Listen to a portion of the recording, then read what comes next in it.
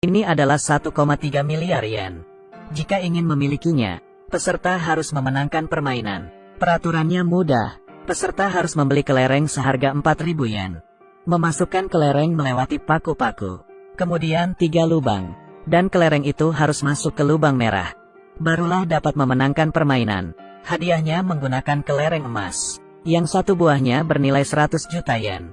Banyak orang yang ingin memenangkan permainan ini. Orang ini menjual semua hartanya. Bahkan meminjam uang. Tapi dirinya tidak bisa memenangkan permainan. Permainan ini tampak seperti game yang adil dan mengandalkan keberuntungan. Padahal permainan ini dikendalikan si penyelenggara. Sebuah permainan pinball yang dapat menghancurkan. Disebut juga sebagai monster rawa oleh para pemainnya. Untuk memenangkan permainan, Xiao Shuai dan seorang paman memutuskan untuk bekerja sama. Mereka datang ke rumah si paman. Paman menunjukkan mesin pinball yang mirip. Di sini mereka akan dibantu oleh Xiao Mei. Paman pun mulai menjelaskan rencananya. Rintangan pertama dari monster rawa adalah hutan paku. Jarak antara paku akan mempengaruhi kemungkinan bola melewati hutan paku. Dengan menggunakan informasi Xiao Mei, paman mengetahui paku urutan ke-30 akan menjadi paku dengan kemungkinan tertinggi. Rintangan kedua adalah 3 lubang berturut-turut.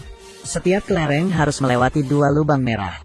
Si penyelenggara telah memikirkan cara agar kelereng tidak masuk ke kedua lubang. Tapi mereka juga bisa menggunakan cara untuk mengubah jalur kelereng.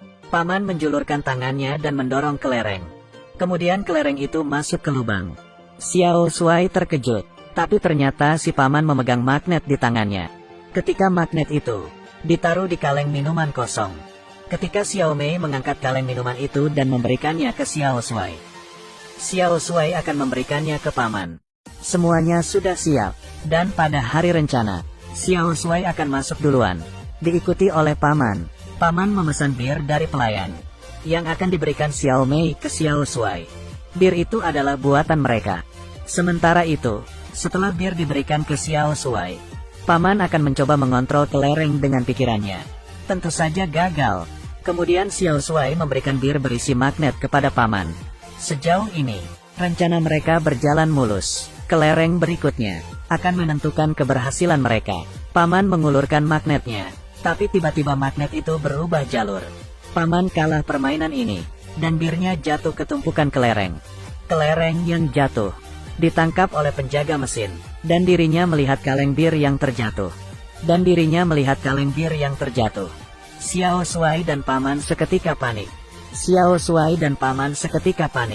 Cara curang mereka terbongkar. Si penjaga mengambil kaleng bir itu dan memberitahu paman untuk menghindari medan magnet. Semua kelereng mereka tidak terbuat dari besi. Xiao Mei mengkhianati mereka. Pihak permainan memutuskan untuk memberi paman satu kesempatan mengikuti sebuah permainan yang berhadiah 30 juta yen. Dan jika menang, dirinya bisa bermain lagi. Apakah yang direncanakan si penyelenggara? Xiao Shuai dan paman bisa memenangkan satu permainan lagi. Di balik 3 jeruji ini terdapat seorang wanita cantik. Seekor singa lapar. Jeruji ini akan terbuka jika peserta salah membuat keputusan. Akan menjadi makanan singa. Anak muda ini terlilit banyak hutang. Dia terpaksa mengikuti permainan ini dengan kekasihnya. Kaki kirinya digembok. Permainan pun dimulai. Orang-orang selain dirinya dapat melihat nomor yang benar adalah 2. Pada saat terakhir wanita ini masih sempat berkata, "Aku ingin hidup dan mati bersama dirimu." Tidak lama lagi, pilih satu nomor. Anak muda itu memilih nomor 1. Mengeluarkan singa. Singa yang lapar mengejarnya dan memakan hidup-hidup. Si wanita itu sangat senang karena dia menang, mendapat uang hadiah 3 juta yen. Selanjutnya adalah giliran Xiao Shuai. Di jeruji satu lagi ternyata adalah Xiao Mei yang mengkhianatinya. Kaki Xiao Shuai juga diborgol. Xiao Mei menyuruhnya untuk memilih nomor 3. Tapi Xiao Mei telah mengkhianatinya. Apakah perkataannya dapat dipercaya? Kali ini orang yang berada di sebelah Xiao Shuai berkata, "Buatlah keputusan yang tepat. Jika dirimu yakin maka pencetlah tombolnya." Xiao Shuai mengerti maksud dari orang itu dan menekan angka 3. Jeruji pun terangkat dan yang terbuka adalah jeruji Xiao Mei. Xiao Shuai berhasil. Yang memberikan kode kepada Xiao Shuai adalah si penyelenggara permainan kartu. Sebenarnya dia adalah orang yang di permainan sebelumnya. Musuh Xiao Shuai, yang pernah berkata kepada Xiao Shuai, keberanian, nyali, dan keyakinan. Yang paling penting adalah keyakinan. Dirinya ingin bergabung dengan Xiao Shuai dan berbagi hasil setelah memenangkan monster rawa. Ketika mereka sedang membicarakan strategi, Xiao Mei yang telah diusir kembali lagi ke sini. Xiao Mei yang telah diusir kembali lagi ke sini.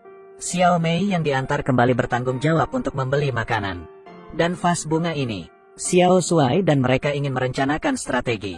Tapi Xiao Mei malah pergi keluar.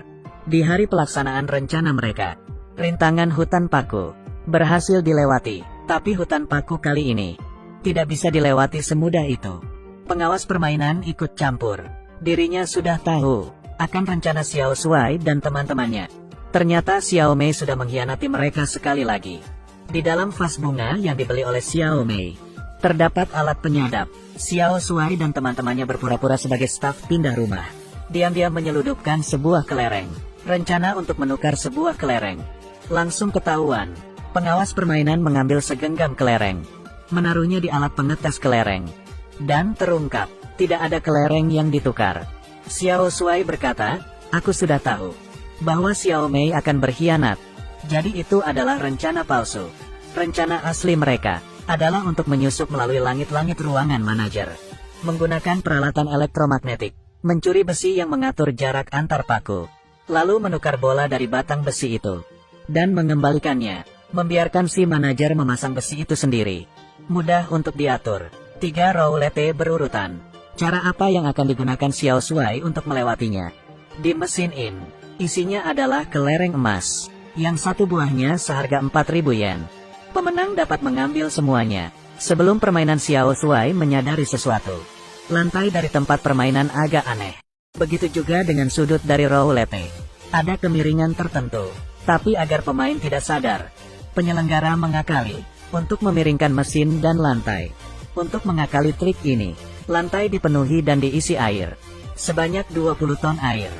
Dengan cara ini, lantai akan kembali stabil. Manajer menyadari hal ini, mengambil remote, dan memiringkan bangunan hingga kemiringan maksimal. Tapi tidak ada pengaruhnya. Manajer berpikir, memiringkan gedung ke arah yang berlawanan. Karena kemiringan yang ekstrim, roulette 1 dan 2 akan sulit dimenangkan. Efeknya segera terasa, tapi dari sekian banyak kelereng.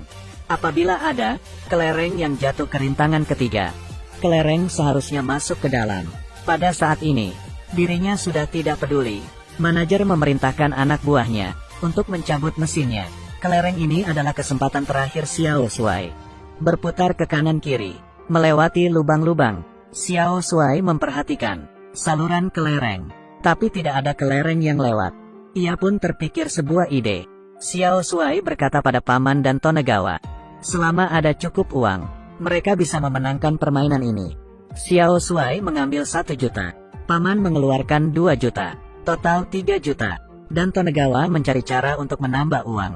Xiao Shuai kembali bermain, mengisi 3 juta. Kemudian kelereng mulai menyumbat lubang. Karena gedung yang dimiringkan terlalu ekstrim, kelereng menyumbat saluran kelereng. Selama ada cukup kelereng, tinggal menunggu waktu sebelum mereka memenangkan permainan. Xiao Shuai mengisi roulette 1 dengan kelereng. Dan kelereng mulai berjatuhan ke roulette kedua. Tapi kelereng sisa berada tepat di depan lubang. Xiao Shuai menawarkan manajer sebuah kesepakatan. Bagaimana kalau mereka menganggap ini seri? Mana mungkin si manajer setuju. Tapi Xiao Shuai hanya mengulur waktu. Bantuan dari Tonegawa akhirnya tiba. Tonegawa mengumpulkan 10 juta yen. Xiao Shuai kembali bermain. Dan akhirnya roulette penuh. Mulai berjatuhan ke roulette terakhir. Ketika kelereng akan masuk ke lubang merah, kelereng itu terpental oleh hembusan angin. Ternyata itu adalah perbuatan anak buah manajer. Akhirnya telah sampai. Kelereng yang masuk ke lubang terakhir dihembuskan kembali oleh angin. Tapi sekarang, dia sudah tidak bisa mundur. Xiao Shuai, Tonegawa dan Paman berteriak-teriak, seakan dapat memberi kelereng kekuatan. Sayang sekali, kelereng pun habis.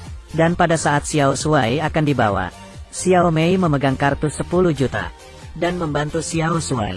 Ternyata Xiao Mei sudah pernah bertemu dengan Xiao Shuai sebelumnya. Tampang yang keras kepala, mengingatkan Xiao Mei kepada ayahnya. Dia keras kepala, namun juga orang yang melakukan yang terbaik. Dan akhirnya memutuskan untuk membantu Xiao Shuai. Xiao Shuai pun mengisi 10 juta. Ini adalah kesempatan terakhir dirinya. Ketiga lapisan sudah terisi penuh dengan kelereng. Angin sudah tidak bisa meniup kelereng itu. Xiao Shuai luar biasa. Kelereng emas mulai berjatuhan ke dalam lubang. Dan mesin itu mengumumkan Xiao Shuai menang. Xiao Shuai, teman-temannya, bahkan seluruh penonton bersorak. Manajer permainan, Ichijo Seiya diperintahkan untuk ditangkap. Dan dipekerjakan paksa, 1035 tahun. Nasib bagi yang kalah, sangatlah menyedihkan. Tapi bagi yang menang, merasakan manisnya kemenangan. Dan menukarkan kelereng dengan uang. Dengan total 1,3 miliar yen.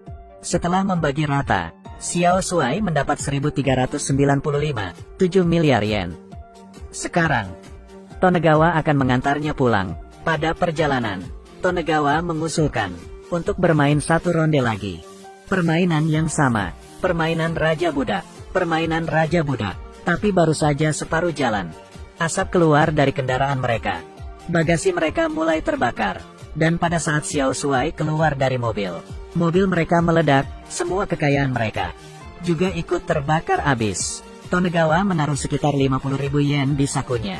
Diberikannya kepada Xiao Shuai, agar dirinya bisa berpesta. Setidaknya dirinya bisa membayar. Tapi yang tidak diketahui Xiao Shuai adalah, Tonegawa juga mengambil uang bagian Xiao Shuai bersamanya. Setelah berpesta, Xiao Shuai hanya memiliki sedikit uang. Walau dia kembali pada titik awal tanpa uang, tapi dia percaya masa depannya cerah. Berjuanglah, jika tidak kamu akan dikalahkan kegelapan. Tapi ini hanya di film. Dirimu pasti bisa.